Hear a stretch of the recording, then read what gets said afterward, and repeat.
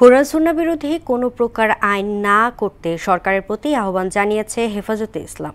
রাজধানীর সোহরাওয়ার্দী উদ্যানে দলের মহাসমাবেশে এই বার্তা দেন দলের নেতারা। এতে হেফাজতের যুগ্ম মহাসচিব মামুনুল হক নারী সংস্কার কমিশন বাতিল সহ 4 দাবিতে আগামী 23শে মে বিক্ষোভ কর্মসূচি ঘোষণা করেন। বিস্তারিত মনিরুল ইসলামের প্রতিবেদনে। নারী সংস্কার কমিশন বাতিল সহ 4 দাবিতে সোহরাওয়ার্দী উদ্যানে মহাসমাবেশ করে হেফাজতে ইসলাম বাংলাদেশ। সকাল থেকেই মহাসমাবেশ রূপ নেয় জনস্রোতে।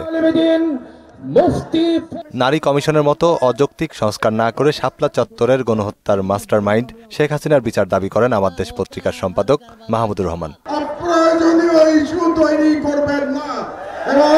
আমরা দেখতে পেয়েছি আপনারা অনেকগুলো অপ্রয়োজনীয় সংস্কার কমিশন করেছেন। এই সমস্ত সংস্কার কমিশনের কোনো প্রয়োজন ছিল না।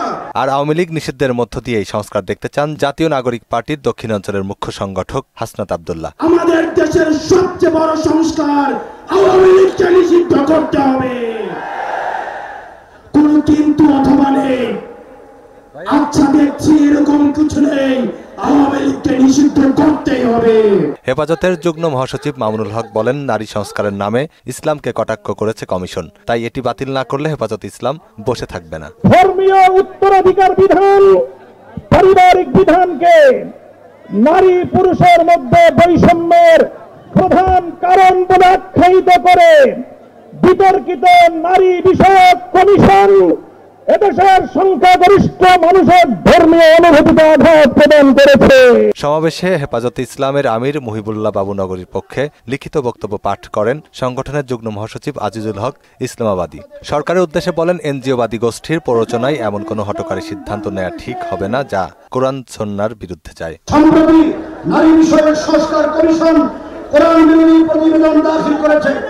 অন্তর্বর্তী সরকারকে আমরা হুঁশিয়ার করে বলতে চাই, এনজিওবাদী গোষ্ঠীর প্ররোচনায় এমন কোনো হঠকারী সিদ্ধান্ত নেবেন না যা কোরআন সুন্নাহর বিরুদ্ধে যায়। ভারতীয় আগ্রাসন প্রতিহতের পাশাপাশি মিয়ানমারকে মানবিক করিডোর না দেওয়ারও আহ্বান জানান তিনি। মানবিক করিডোরের নামে সাম্রাজ্যবাদীরা তাদের ভূরাজনৈতিক লড়াইয়ের সাথে আমাদের জন্মভূমি বাংলাদেশকে নতুন যুদ্ধক্ষেত্রে বানাতে পরিকল্পনা করে যাচ্ছে।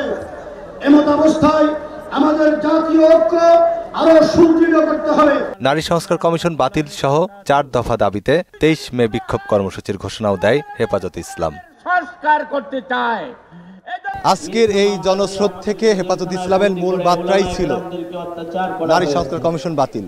তারা বলছেন, পবিত্র কোরআনের যে 18টি আয়াত রয়েছে সেই 18টি আয়াতের সাথে এই কমিশনের সিদ্ধান্তগুলো সাংঘর্ষিক।